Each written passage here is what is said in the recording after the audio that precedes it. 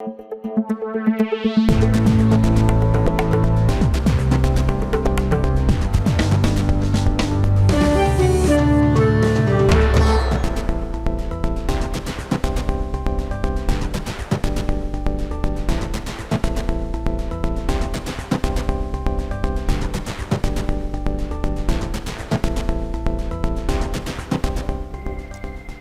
এখন জনপদে। পুরো আয়োজন জুড়ে সঙ্গে আছি সুমাইয়া রাত্রি। ঢাকা, কুমিল্লা সহ দেশের বিভিন্ন স্থানে তীব্র গ্যাস সংকট।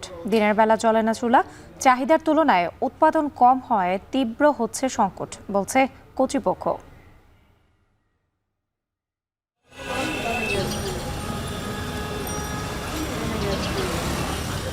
আমরা রাতের 5টার সময় গ্যাস, যা রাতের 12টার সময় গ্যাস।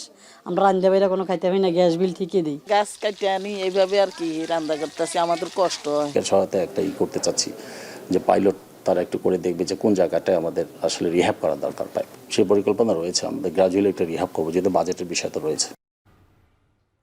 ভরা মৌসুম, বিপুল আমদানি, শুল্ক প্রত্যাহার, ব্যাংক মার্জিন কমানো সহ নানা পদক্ষেপের পরেও লাগামহীন চালের বাজার। এজন্য অবৈধ মজুত ও সরবরাহ ব্যবস্থায় সরকারের নিয়ন্ত্রণ না থাকাকে দুষছেন ব্যবসায়ীরা।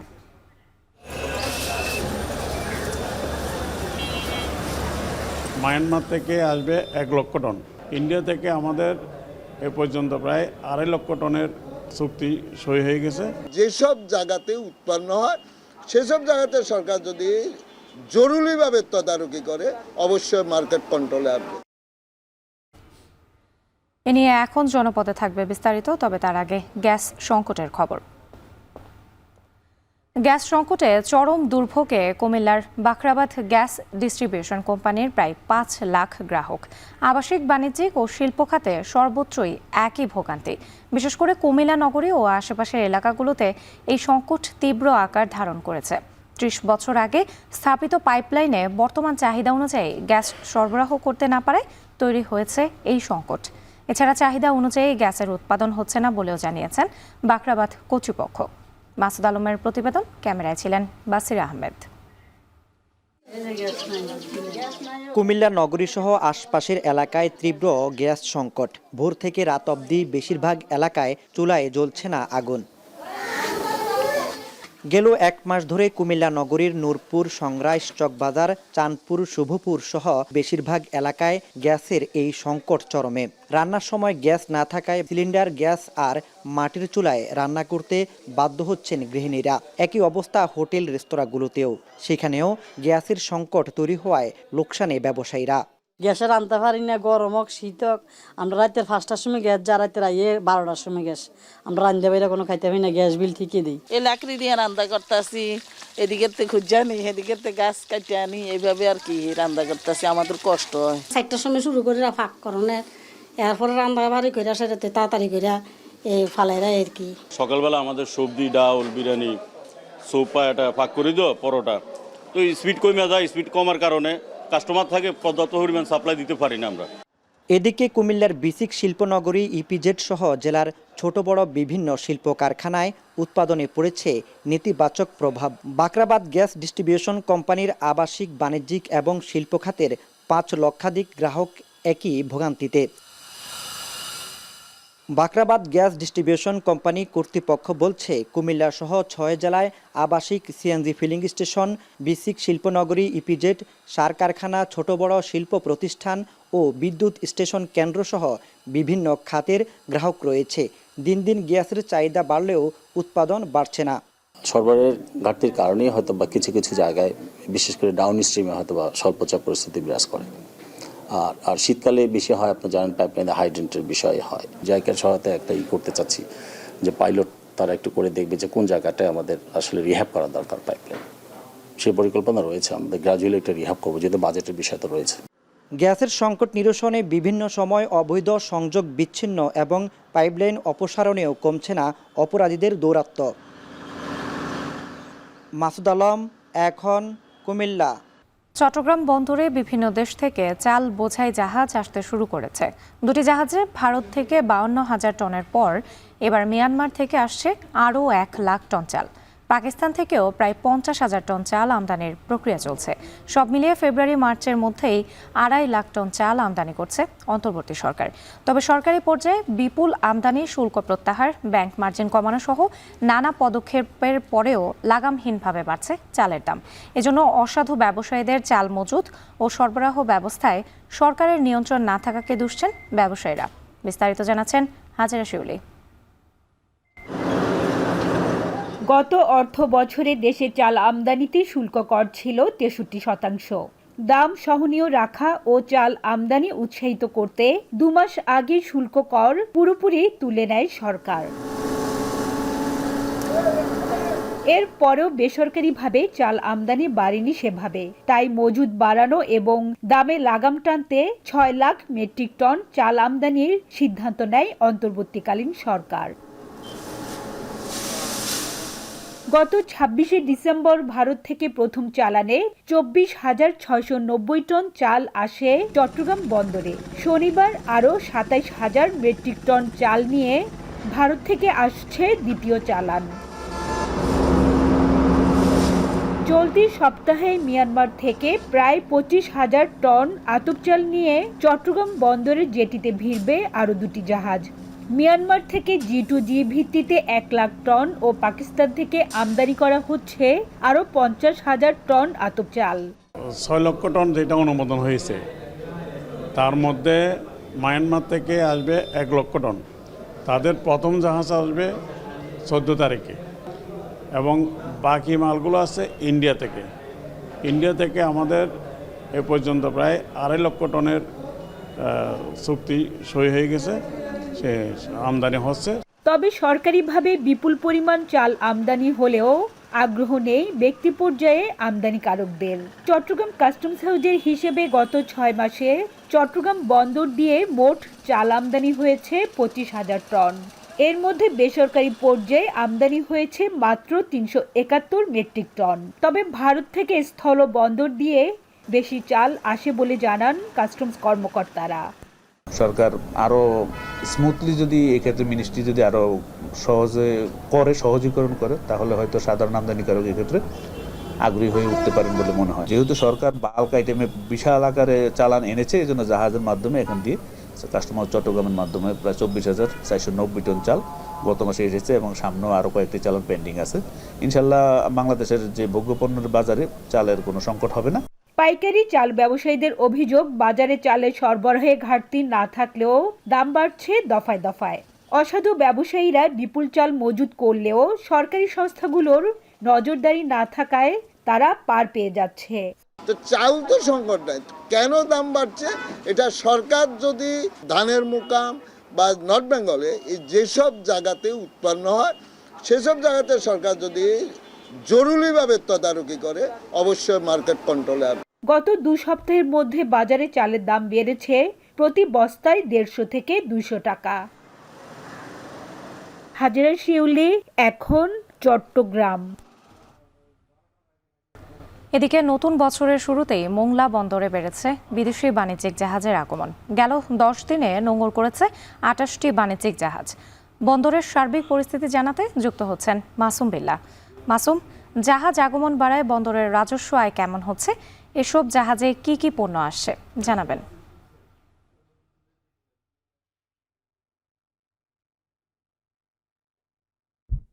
রাত্রি আপনার প্রশ্ন উত্তর দিয়ে তাহলে শুরু করি। বন্দর কর্তৃপক্ষ আমাদেরকে যতদূর জানিয়েছে, চলতি অর্থ বছরের প্রথম 6 মাসে রাজস্ব আদায় হয়েছে প্রায় 210 কোটি টাকার মতো। আর বন্দর দিয়ে যে পরিমাণ যেসব পণ্য আমদানি হয় তার ভিতরে উল্লেখযোগ্য আছে সার, ক্লিংকার, জিপসাম এবং এলপিজি। তো 25 সালের প্রথম 10 জানুয়ারি পর্যন্ত প্রায় 28টি জাহাজ এই বন্দরে বিদেশি বাণিজ্যিক জাহাজ ভিড়েছে।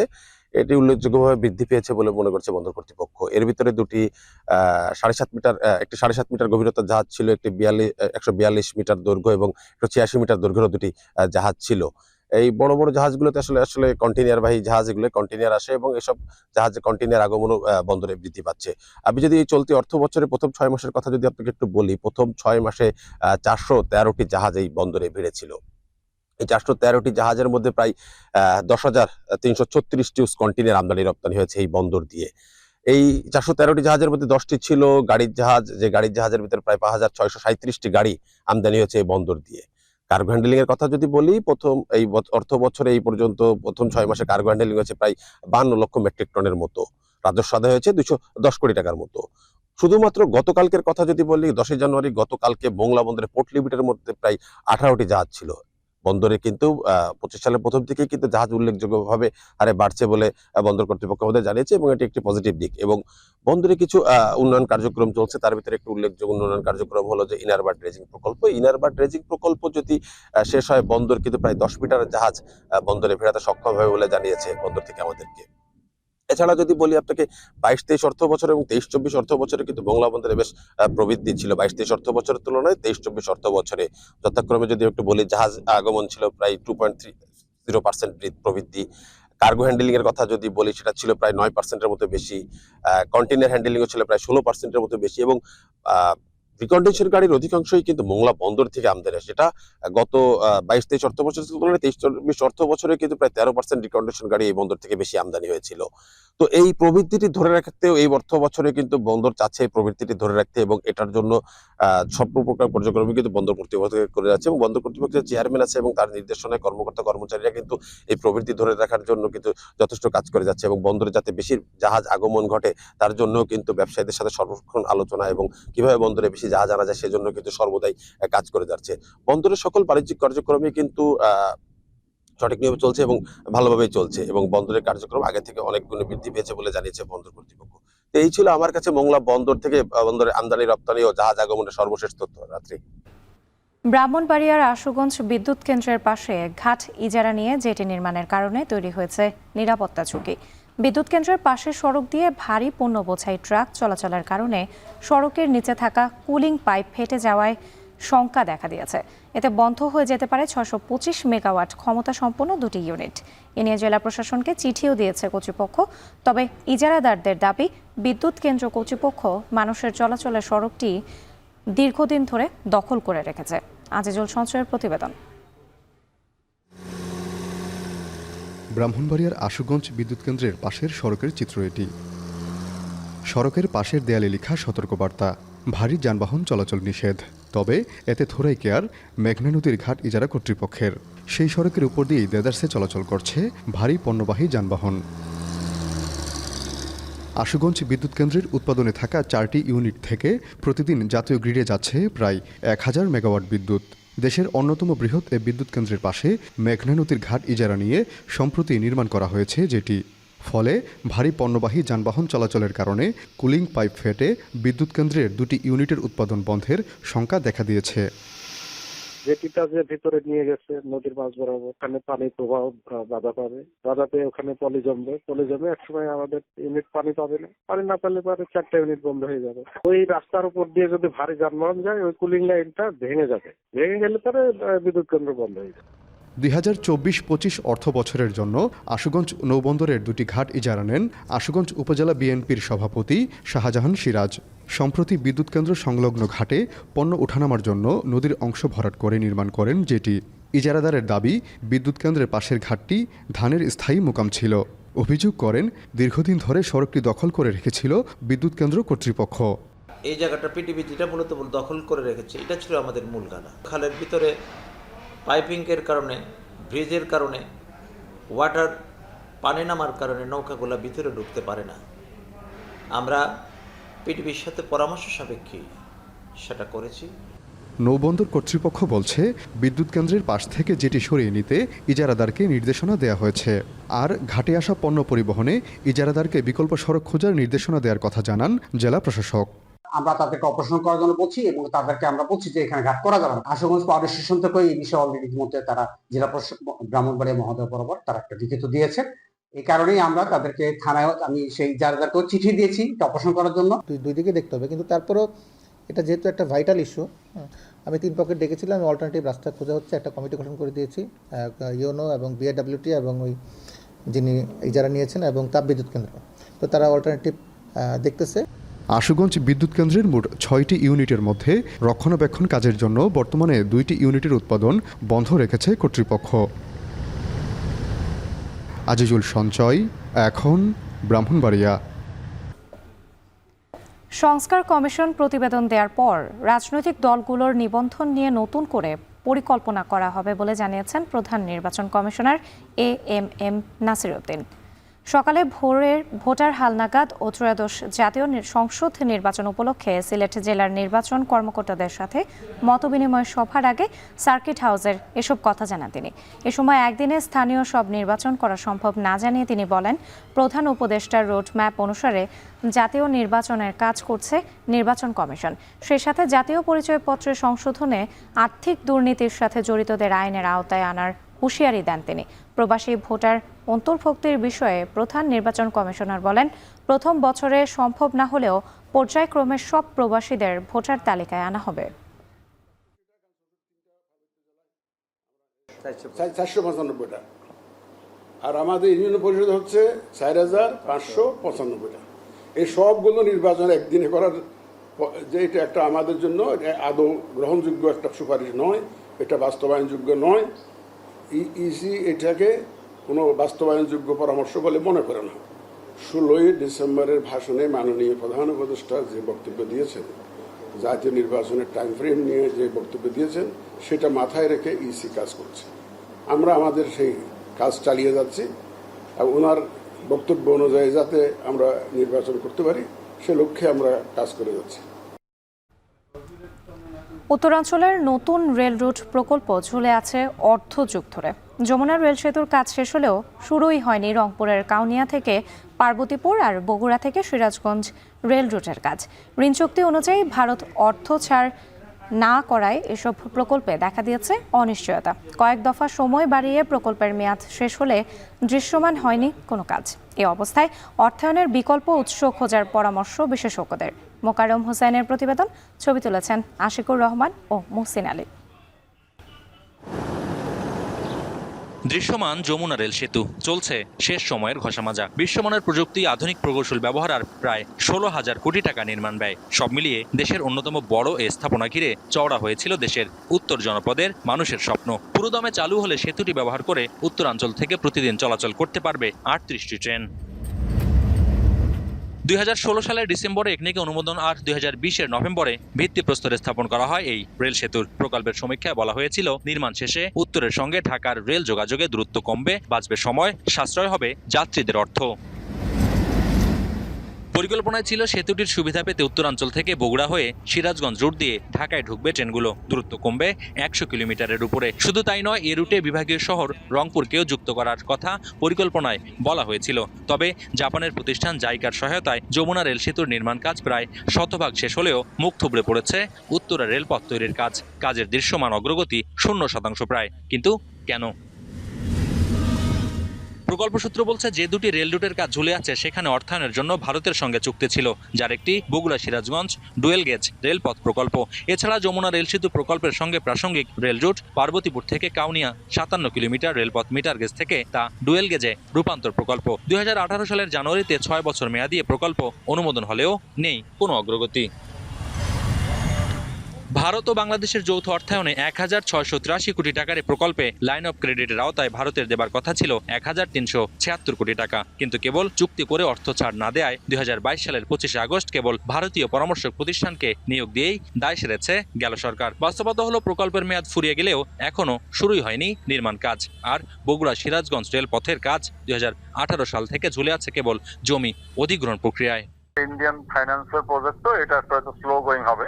আর ডিটেল ডিজাইন ফেজে আছে আর কি। ডিটেল ডিজাইন পেলে, ডিটেল ডিজাইন এন্ড এস্টিমেট পেলে তারপরে মূল টেন্ডারে যাবে। তারপর ঠিকাদারি প্রতিষ্ঠান অ্যাপয়েন্টমেন্ট হলে সেই অনুযায়ী তারা কাজ করবে। লাইন অফ ক্রেডিট বা এলওসি ঋণের শর্তে বলা হয়েছে, সব প্রকল্পের 75% অর্থায়নই হবে ভারত থেকে, আর 25% দেবে বাংলাদেশ সরকার। তবে এখানেও প্রকল্পের 75% পণ্য সেবায় ভারত থেকে আমদানি করতে হবে মর্মে শর্ত জুড়ে দেয় ভারত সরকার। আওয়ামী লীগ সরকারের সব শর্ত মেনে নেওয়ার পরও বাংলাদেশ রেলওয়ের সব প্রকল্পে ভারতীয় অর্থায়ন নিয়ে দেখা দিয়েছে অনিশ্চয়তা। দেশের রাজনৈতিক আদর্শ, মুক্তিযুদ্ধের আদর্শ কিংবা আমার উন্নয়নের আদর্শকে আমি জলাঞ্জলি দিতে পারি, এই ধরনের কোনো যদি প্রকল্প নেওয়া হয় সেই ক্ষেত্রে কিন্তু সেটা একদিকে রাষ্ট্রের ক্ষতি হয়, আর একদিকে রাজনৈতিক অসন্তুষ্টি তৈরি হয়। সরাসরি যেতে পারি না, আমাদেরকে রংপুর থেকে আবার একটা ছোট ট্রেন করে পার্বতীপুর অথবা সৈয়দপুর এই সমস্ত জায়গায় গিয়ে আমাদের ওই জায়গাগুলোতে যেতে হচ্ছে। তো এইটা তো একটা বিশাল ব্যারিয়ার। রংপুর যদি আমরা একটা বিভাগীয় শহর হিসাবে কল্পনা করি, তাহলে সেখানে যোগাযোগের ক্ষেত্রে সেই ধরনের ফ্যাসিলিটি তাকে দিতে হবে। বিশেষজ্ঞরা বলছেন, আওয়ামী লীগ সরকারের পতনের পর প্রকল্পের কাজে ভারতের হাত পা গুটিয়ে নেওয়ার মানসিকতা প্রতিবেশী সুলভ নয়। এছাড়া রেলওয়ে সূত্র বলছে, প্রকল্পে কেনাকাটা, সমীক্ষা, অর্থব্যয় মূল্যায়নে ভারত নতুন করে কিছু শর্ত আরোপের কথা জানিয়েছে। তাহলে বাংলাদেশের জন্য কি হতে পারে বিকল্প সমাধান, জানতে চেয়েছিলাম সাবেক এই রাষ্ট্রদূতের কাছে। যে কোনো কারণেই হতে পারে তাদের সিদ্ধান্ত, সেক্ষেত্রে আমরা এই চুক্তিটা থেকে বেরিয়ে এসে আমরা মিউচুয়ালি এগ্রি করলাম যে ঠিক আছে এই চুক্তিটা আর কার্যকর থাকলো না, তখন আমরা তৃতীয় কোনো পক্ষ, জাপান হতে পারে, এডিবি হতে পারে, অন্য যে কেউই এই ধরনের সহায়তা করতে আগ্রহী, তাদের সাথে কথা বলে আমরা এই প্রকল্প বাস্তবায়নের দিকে এগিয়ে যেতে পারি। মোকাররম হোসাইন, এখন রংপুর। সংস্কারের অভাবে চলাচল অযোগ্য হয়ে পড়েছে যশোর শহরের বেশিরভাগ সড়ক। এসব সড়কে বিটুমিন ও খোয়া উঠে অসংখ্য বড় বড় গর্ত আর খানাখন্দের সৃষ্টি হয়েছে।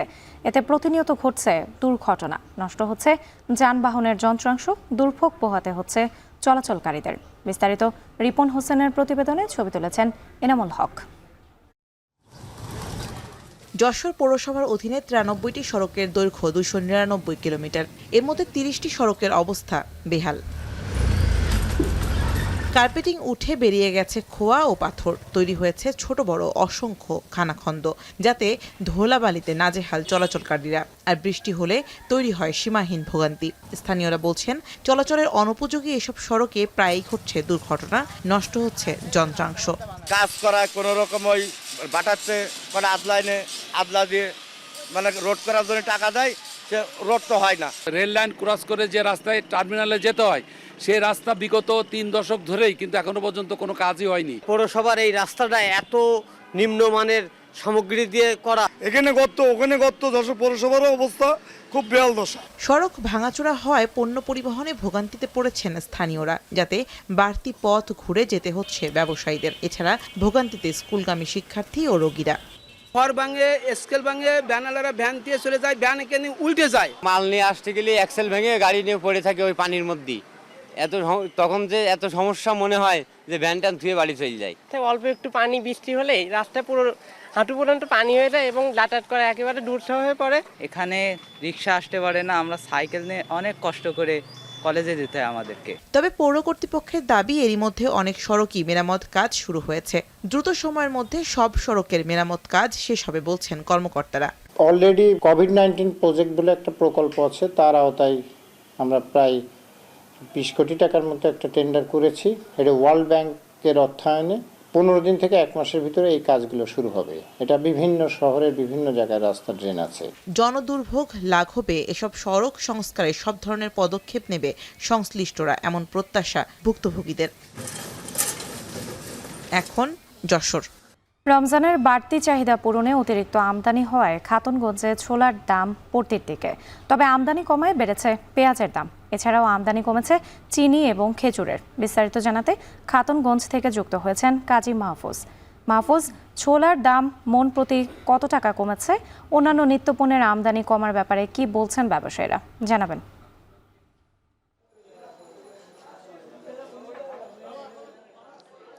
রাত্রি ছোলার দাম 1 মাসের ব্যবধানে মন প্রতি 600 টাকা পর্যন্ত কমেছে। আপনাকে একটি তথ্য দিয়ে শুরু করি, সেটি হচ্ছে যে গেল অর্থ বছরে অর্থাৎ 2023-24 অর্থ বছরের প্রথম 6 মাসে ছোলা আমদানি হয়েছিল 13,169 টন, আর চলতি অর্থ বছরের প্রথম 6 মাস অর্থাৎ জুলাই থেকে ডিসেম্বর পর্যন্ত ছোলা আমদানি হয়েছে 30,350 টন। আমরা দেখতে পাচ্ছি এখানে কিন্তু এই 2 অর্থ বছরের প্রথম 6 মাসের ব্যবধানটা হচ্ছে 17,000 ছোলা, অর্থাৎ বেশি এসেছে, যার কারণে আমরা দেখতে পাচ্ছি যে 1 মাসের ব্যবধানে খাতুনগঞ্জের বাজারে ছোলার দাম কমে এসেছে। আজকের বাজারের কথাই যদি বলি, আমরা দেখতে পাচ্ছি কেজি প্রতি 1 মাসের ব্যবধানে 8 টাকা পর্যন্ত কমে ছোলা বিক্রি হচ্ছে 95 থেকে 100 টাকা দরে, কেজি দরে। এবং অস্ট্রেলিয়া থেকে শুরু করে যে সকল দেশ থেকে মূলত ছোলা বাংলাদেশে আসে, সব দেশ থেকে কিন্তু এই সরবরাহ চেইনটা স্বাভাবিক থাকার কারণেই এখানে দাম কমতে শুরু করেছে। এবং ব্যবসায়ীরা বলছেন যে যেহেতু স্বাভাবিকভাবেই রমজানে যে পরিমাণ ছোলার চাহিদা থাকে তার চেয়ে বেশি আমদানি হয়েছে, তাই আসন্ন রমজানে ছোলার দাম আরও কমে আসবে। অন্যদিকে বিপরীত চিত্র আমরা দেখতে পাচ্ছি বিশেষ করে চিনি এবং খেজুরের বাজারে। চিনি এবং খেজুর আমরা দেখতে পাচ্ছি 2 অর্থ বছরের প্রথম 5 মাসে অর্থাৎ জুলাই থেকে নভেম্বর পর্যন্ত যে তুলনামূলক পার্থক্য সেখানে কিন্তু কমতির দিকে আমরা দেখতে পাচ্ছি। চিনিও কমেছে এবং খেজুরও কমেছে, যদিও দাম অনেকটা স্থিতিশীল রয়েছে। এক্ষেত্রে এখানে যারা ব্যবসায়ী আছেন তারা বলছেন যে আমদানি শুল্ক আসলে কমিয়ে ফেলার কারণেই মূলত আমদানি কম হলেও তার নেতিবাচক প্রভাবটি বাজারে পড়েনি, অর্থাৎ দাম বাড়েনি। এক্ষেত্রে চিনির কথা যদি বলি, আমরা দেখতে পাচ্ছি চিনি আজকের বাজারে খোলা চিনি বিক্রি হচ্ছে পাইকারিতে 115 টাকা। আর খেজুরের ক্ষেত্রেও কিন্তু সরবরাহ অনেকটা স্থিতিশীল রয়েছে এবং দামের ক্ষেত্রে আমরা দেখতে পাচ্ছি 120 টাকা থেকে শুরু করে 6,000 7,000 টাকা কেজি দরেও কিন্তু এখানে খেজুর বিক্রি হচ্ছে। তবে ব্যবসায়ীরা বলছেন যেহেতু গত কয়েকদিন ধরে সরবরাহ বাড়তে শুরু করেছে এবং সামনে আরও বাড়বে, সেক্ষেত্রে হয়তো খেজুরের দাম কমে আসতে পারে। আর পেঁয়াজের কথা একটু বলে রাখি যে এখন যেহেতু দেশীয় পেঁয়াজের মৌসুম, যার কারণে দেশীয় পেঁয়াজের সরবরাহ রয়েছে। তবে আমদানি করা যে পেঁয়াজ, বিশেষ করে ইন্ডিয়ান থেকে যে পেঁয়াজগুলো আমদানি করা হয়, গত কয়েকদিনে কিন্তু সেই আমদানিটা কমেছে। ফলে আমরা দেখতে পাচ্ছি যে আমদানি করা পেঁয়াজের দাম কেজিতে একদিনের ব্যবধানে 2 টাকা পর্যন্ত বেড়েছে। আজকের বাজারের কথা যদি বলি, সেক্ষেত্রে আমরা দেখতে পাচ্ছি পেঁয়াজ পাইকারিতে বিক্রি হচ্ছে 58 থেকে 60 টাকা, আর দেশি পেঁয়াজ আজকের বাজারে বিক্রি হচ্ছে 40 থেকে 45 টাকায়। তো সব কিছু মিলে বলা যায় যে আসলে রমজানকে কেন্দ্র করে যে সকল ভোগ্যপণ্যগুলো রয়েছে সেই ভোগ্যপণ্য সরবরাহ বাড়তে শুরু করেছে, যদিও চিনির আমদানিটা 38% পর্যন্ত কমে এসেছে এমনটি বলছেন, যদিও তার নেতিবাচক প্রভাব পড়েনি। তো এই ছিল আমার কাছে খাতুনগঞ্জ থেকে ভোগ্যপণ্যের সরবরাহ এবং দরদামের সবশেষ। মৌসুমের পরিবর্তনের সাথে সাথে গ্রামীণ অর্থনীতিতে আসে নতুন গতি। রাজশাহীতে শীতে বাড়ে খেজুরের গুড়ের ব্যবসা। ঝোলা, খুরি, পাটালি সহ বিভিন্ন ধরনের গুড় বাজারে এনেছে গাছিরা। এ নিয়ে আরও জানাতে বানেশ্বর বাজার থেকে যুক্ত হয়েছেন রাকিবুল হাসান। রাকিব, খেজুর গুড়ের বেচাকেনা কেমন চলছে, দরদাম সম্পর্কে জানাবেন। রাত্রি সকাল থেকে শুরু হয়েছে আসলে গুড়ের এই বাজার, এবং সকালে গাছিরা যারা গুড় তৈরি করে নিয়ে এসেছেন এবং সপ্তাহ জুড়ে অনেক সময় যে গুড়গুলো আসলে রাখেন তারা, সেটি মূলত আসলে আজকের বাজারে বিক্রি হয়েছে। এবং সকাল থেকে আমরা দেখেছি যে মানভেদে গুড়ের বেচাকেনা হয়েছে, যেটি অন্যান্য হাটেও আসলে হয়, যে আসলে স্বাদ বুঝে আসলে গুড়ের দাম নির্ধারণ হয় এবং সেটা ব্যাপারী এবং গাছি তাদের মধ্যে দর কষাকষির মধ্যে দিয়ে নির্ধারণ হয়েছে। আজকের বাজারে আমরা সর্বনিম্ন দেখেছি 130 টাকা থেকে শুরু করে 190 টাকা পর্যন্ত আসলে গুড়ের দাম উঠেছে, এবং কোনো ক্ষেত্রে গুড়ের মান এবং যিনি বিক্রি করতে পেরেছেন সেটি 220 টাকা বা 250 টাকা দরেও বিক্রি হয়েছে। মূলত এখানে সকালবেলায় আসলে চাষিরা আসেন, গাছিরা আসেন, তারা এখানে গুড় নিয়ে আসেন, সেটি দেখে বিক্রি হয় এবং পরবর্তী সময়ে এখন যেমনটা আমরা দেখছি যে আসলে এখানে সেই সংগৃহীত গুড় ব্যবসায়ীরা এখানে বাছাই করছেন এবং সেইটি প্যাকেটজাত করছেন, এবং এরপরেই কিন্তু এখান থেকে ভ্যানে করে কুরিয়ার সার্ভিস এবং কোনো ক্ষেত্রে আসলে ট্রাকে করে দেশের বিভিন্ন গন্তব্যে আসলে চলে যাচ্ছে। পুরো শীত মৌসুম জুড়ে কিন্তু আসলে এই গুড়টি আসলে পাওয়া যায়, এবং শুধুমাত্র এখানে পাটালি বা খুরি গুড় নয়, এর পাশাপাশি ছোলা গুড় অনেকেই আসলে বিভিন্ন ধরনের ব্রেডের সাথে আসলে এই ছোলা গুড়টি খেয়ে থাকেন, যার কারণে এটির চাহিদাও অনেক বেশি। তবে এর পাশাপাশি হাটে যারা বিক্রি করছেন তার পাশাপাশি আমরা এখানে লক্ষ্য করছি যে যারা আসলে অনলাইনে ব্যবসা করেন তারাও কিন্তু এখানে আসলে এই প্যাকেটজাত করছেন এবং তাদের যে অর্ডার, সেই অর্ডার অনুযায়ী এটা বিভিন্ন ভোক্তার কাছে কিন্তু আসলে পাঠিয়ে দিচ্ছেন এবং সেটি কুরিয়ার যোগে কিন্তু আসলে পাঠানো হয়। তো সমস্ত গুড়ের ব্যবসাকে কেন্দ্র করে একে যেমন আড়তে আসলে বেচাকেনা থাকে, অন্যদিকে এখানে যারা অনলাইনে বিক্রি করছেন তাদের মধ্যে একটা ব্যস্ততা থাকে, এবং একই সাথে কুরিয়ারের যে ব্যবসা, সব কিছু মিলিয়ে কিন্তু একেবারে জমজমাট হয়ে ওঠে রাজশাহীর বানেশ্বর বাজার, এবং এটি প্রায় মার্চের প্রথম সপ্তাহ পর্যন্ত কিন্তু আসলে চলবে বলছে এখানকার গাছি এবং ব্যবসায়ীরা। এবং আপনি জানেন রাত্রি যে গেল কয়েকদিন থেকে আসলে শীতের তীব্রতা আসলে দিন দিন বাড়ছে, এবং এই শীতের তীব্রতা যত বাড়ছে ততই কিন্তু আসলে খেজুরের গাছ থেকে খেজুরের রস মানসম্মত হচ্ছে এবং সেই রসও কিন্তু আসলে বিক্রি হয়ে যাচ্ছে। এর মধ্য দিয়ে আসলে যে গুড়টি তৈরি হচ্ছে কৃষকরা যেটি বলছেন যে আসলে এটির ঘ্রাণ এবং যে মানটি হয় সেটি অনেক বেশি ভালো হয় এবং গুড়ের কারিগররা বলছেন এটি বানাতে তাদের সহজ হয় এবং এই গুড়ের চাহিদাটি সবচেয়ে বেশি হয়। সুতরাং এই ভরা মৌসুমে যারা আসলে গুড় কিনছেন ব্যাপারীরা বলছেন তারাও আসলে বিক্রি করে লাভবান হচ্ছে এবং পুরো হাট জুড়ে যে আসলে বেচাকেনাটা হয়ে থাকে একটি হাটে প্রায় 1 থেকে 1.5 কোটি টাকা পর্যন্ত আসলে গুড়ের বিক্রি হয় এবং সপ্তাহে 2টি হাট বসে এবং রাজশাহীতে 2টি হাট সবচেয়ে বেশি আসলে গুড়ের জন্য জনপ্রিয়। একটি হচ্ছে ঝলমলি আর একটি হচ্ছে আসলে এই বানেশ্বর বাজার। তো এখানে যে ব্যবসায়ীরা আছেন তারা মূলত আসলে এখানে পাইকারি ব্যবসা করেন এবং বাইরের যে ব্যাপারীরা আসেন তাদের কাছে আসলে গুড়গুলো বিক্রি করে থাকেন। তো রাজশাহী থেকে বিশেষ করে ঢাকা, নারায়ণগঞ্জ, ফরিদপুর, সিলেট, চট্টগ্রাম পর্যন্ত আসলে গুড় যায়। কিছুক্ষণ আগে আমরা এখানে দেখছিলাম রাজশাহী বিশ্ববিদ্যালয়ের কয়েকজন শিক্ষার্থী যারা কিনা চট্টগ্রাম থেকে এসেছেন এবং এখানে থাকেন এবং এখানে থেকে কিন্তু আসলে এই গুড়ের ব্যবসাটি করছেন এবং সেখানে তারা অনলাইনের মধ্য দিয়ে এই ব্যবসাটা আসলে করছেন। তো এখানে যারা আড়তদাররা আছেন তারা যেটি বলেন যে আসলে তাদের যে আসলে ব্যবসাটা হয় সেটি মূলত আসলে পাইকারদের হাত ধরেই। তো এই ব্যবসাটি একেবারে মার্চ পর্যন্ত চলবে। তো রাত্রে এই ছিল আমার কাছ থেকে সর্বশেষ। বরিশাল কেমিস্ট অ্যান্ড ড্রাগিস্ট সমিতির ভবন ভাঙচুরের প্রতিবাদ সহ দোষীদের গ্রেপ্তারের দাবিতে সমাবেশ করছেন সমিতির সদস্যরা। বিস্তারিত জানাতে যুক্ত হচ্ছেন সহকর্মী অমিত হাসান। অমিত, সমিতির ভবন ভাঙচুরের কারণ কি, জড়িতদের গ্রেপ্তারের বিষয়ে পুলিশ কি বলছে? রাত্রি গত 5 জানুয়ারি বরিশালের যে কেমিস্ট অ্যান্ড ড্রাগ সমিতির নিজস্ব কার্যালয় রয়েছে কালীবাড়িরস্থ, সেখানে ভোর রাতের দিকে যারা দুর্বৃত্তরা রয়েছে তারা হামলা করে এবং এই হামলায় ভাঙচুরের কারণে বিভিন্ন ধরনের ক্ষতির সম্মুখীন হয় ড্রাগ অ্যান্ড সমিতির যারা নেতৃবৃন্দ রয়েছেন তারা, এবং অভিযোগ ভাঙচুরের ঘটনাও ঘটে এবং তার পরিপ্রেক্ষিতেই তারা 5 তারিখে আসলে 2 ঘন্টার জন্য ধর্মঘটের ডাক দিয়েছিল এবং তখন সময়ের সকল ধরনের যে ওষুধ ফার্মেসিগুলো রয়েছিল সেগুলো বন্ধ করে দিয়েছিল, যার কারণে কিছুটা ভোগান্তিতেও পড়েছিল যারা সাধারণ নগরবাসী রয়েছে।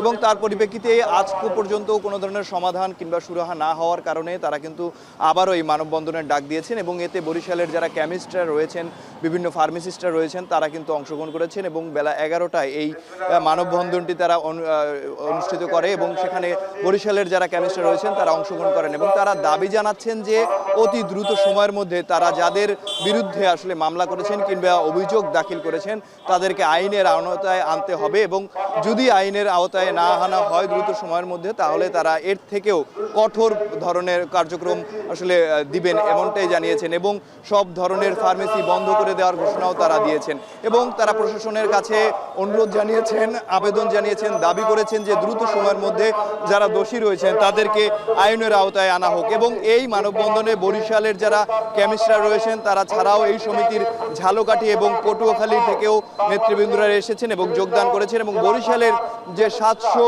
ফার্মেসি রয়েছে সেখানের যারা ফার্মাসিস্টরা রয়েছেন তারা অংশগ্রহণ করেছেন এবং তাদের একটাই দাবি যে এই ঘটনার সাথে জড়িতদের দ্রুত সময়ের মধ্যে শাস্তির আওতায় এনে যথাযোগ্য শাস্তি প্রদান করতে হবে, এমনটাই দাবি জানিয়েছেন যারা প্রশাসনের পক্ষে।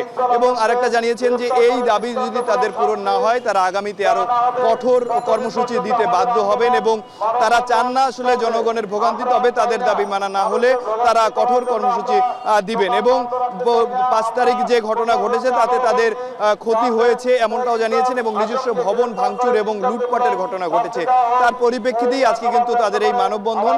এবং ওই দিনও 5 তারিখে যে ঘটনা ঘটেছিল 5 তারিখে তারা কিন্তু 2 ঘন্টার জন্য ফার্মেসিগুলো যেগুলো রয়েছে সেগুলো বন্ধ ঘোষণা করেছেন এবং আগামীতে এই কর্মসূচি আরো কঠোর হওয়ার দাবিও তারা করেছেন। তো বরিশাল থেকে এই ছিল আমার কাছে সর্বশেষ রাত্রি। পর্যটন মৌসুম, সাগরকন্যা কুয়াকাটায় বেড়েছে পর্যটক, এতে চাঙ্গা হয়ে উঠেছে স্থানীয় বাণিজ্য। বিস্তারিত জানাতে যুক্ত হচ্ছেন জসিম পারভেজ।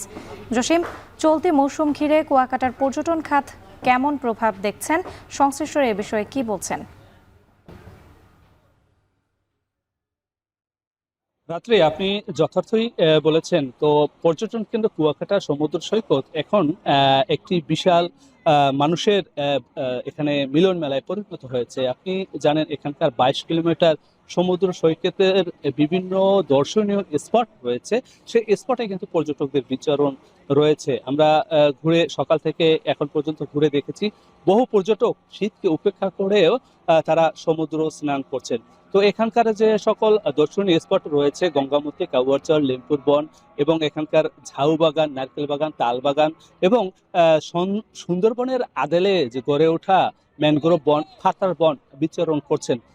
আপনি আমার পিছনেই দেখতে পাচ্ছেন এখানে কিন্তু গভীর বঙ্গোপসাগরে জেগে ওঠা চর বিজয়ে কিন্তু এখানকার পর্যটকরা যাচ্ছেন। সেখানকার লাল কাঁকড়ার বিচরণ, অতিথি পাখির ছোটাছুটি এবং একই সঙ্গে নীল জলের যে ঢেউ ভেঙে পড়ছে সেই দ্বীপের সৈকতে, সেই দর্শনীয় মুহূর্তগুলো দেখার জন্য এখান থেকে স্পিড বোটে তারা সেখানে চলে যাচ্ছেন। তো এক কথা বলা যায় যে পর্যটন কেন্দ্র কুয়াকাটা এবং আশপাশে যত দর্শনীয় স্পট রয়েছে সে সকল স্পটে পর্যটকদের বিচরণ ঠাসা রয়েছে। এখানকার ব্যবসায়ীরা বলছেন যে পর্যটকদের আগমনের ফলে তাদের বাণিজ্যিক দিনটা ভালোই যাচ্ছে, বিগত বছরে যে লোকসান সেটি কাটিয়ে উঠতে পারবেন। একই সঙ্গে এখানকার যে 2 শতাধিক হোটেল মোটেল রিসোর্ট রয়েছে সে সকল হোটেল মোটেল রিসোর্ট এখানে 50 থেকে 60% বুকিং রয়েছে। এছাড়া যে এখানে পিকনিক পার্টি এবং আনন্দ ভ্রমণে আসা এবং যে শিক্ষা সফরে আসা পর্যটক এবং দর্শনার্থী তাদেরও উপস্থিতি অনেক বেশি রয়েছে। তো আপনাকে জানিয়ে রাখি যে এখানকার যে পর্যটক তারা আমাদেরকে বলেছে যে কুয়াকাটার প্রাকৃতিক যে সৌন্দর্য রয়েছে সেগুলো কিন্তু তাদের মুগ্ধ করেছে, কিন্তু এখানকার যে হোটেল মোটেল এবং এখানকার যে খাবার হোটেল এবং এখানকার যে ফটো যারা ছবি তুলে জীবিকা নির্বাহ করছেন তাদের দৌরত্ব নিরসনের জন্য প্রশাসন হস্তক্ষেপ দাবি করছেন এবং একই সঙ্গে টুরিস্ট পুলিশরা পর্যটকদের সেবা নিশ্চিত করছে। এক কথা বলা যায় যে পর্যটন কেন্দ্র কুয়াকাটা এখন অর্থনৈতিকভাবে গতিশীল হয়ে উঠেছে। এই ছিল আমার কাছে সবশেষ রাত্রি। কুয়াকাটায় বেড়েছে পর্যটকদের সংখ্যা। এ নিয়ে বিস্তারিত জানাতে কুয়াকাটা থেকে যুক্ত ছিলেন জসিম পারভেজ। শেষ করছি এখন জনপদে। এখন টেলিভিশন ওয়েবসাইটে দেখতে ভিজিট করুন www.ekon.tv। এছাড়া ফেসবুকে দেখতে ভিজিট করুন facebook.com/tv.ekon এবং ইউটিউবে এখন টেলিভিশন দেখতে ভিজিট করুন youtube.com/c/ekontv।